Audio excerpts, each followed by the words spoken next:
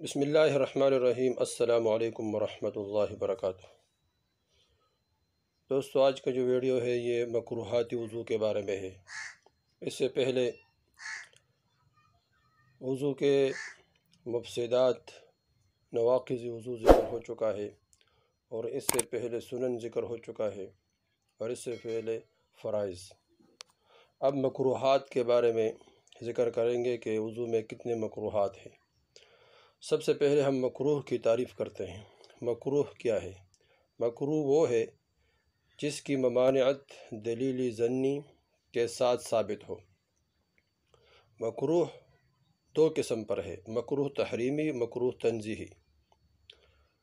مکروہ کی دو قسم ہے، مکروہ تحریمی اور مکروہ تنزیہی۔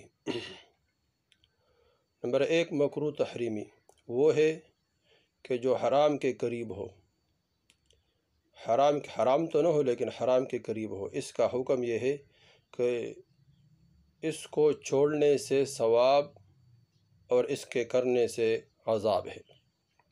اس کو چھوڑ دیا تو ثواب ملے گا، اور اگر اس کو کر لیا تو عذاب ہے۔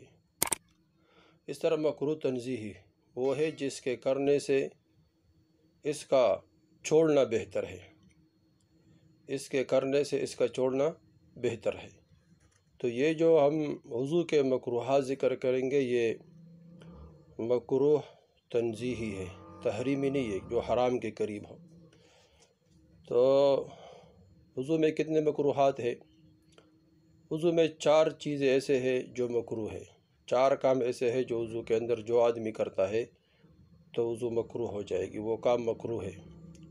مکروہ کی ایک اور تعریف یہ بھی ہے کہ مکروہ وہ کام جو اللہ کو ناپسند ہو، اور مستحب وہ کام جو اللہ جل شانہ کو پسند ہو۔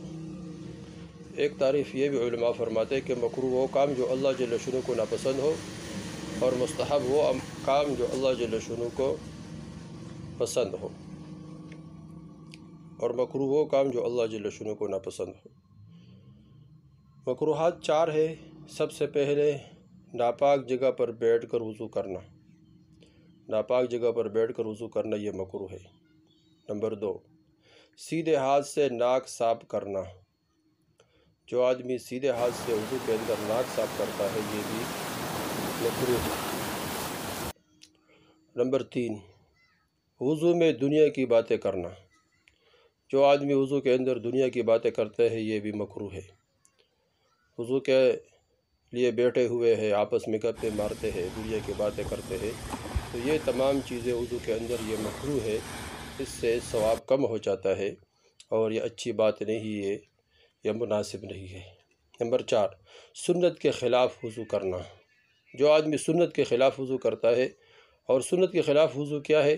جس طرح ہم نے 13 سنتوں کو ذکر کیا ہے، 13 سنتوں کو، اگر ان 13 سنتوں کو اس کے خلاف جو آدمی وضو کرتا ہے یہ مکروہ ہے، اور یہ مکروہ ہونے کی وجہ سے اس عمل کا نور کم ہو جاتا ہے، ثواب بھی کم ہو جاتا ہے۔ تو اس طرح ان کاموں سے، وضو کے اندر ان چار کاموں سے بچنا چاہیے، جس کی وجہ سے وضو مکروہ ہو جائے گی۔ وضو مکروہ ہوگا تو پھر وضو میں اجر کم ملے گا، اجر کم ملے گا تو اس طرح پھر نماز میں بھی اجر کم ہوگا، دھیان اور توجہ بھی نماز میں کم ہوگی۔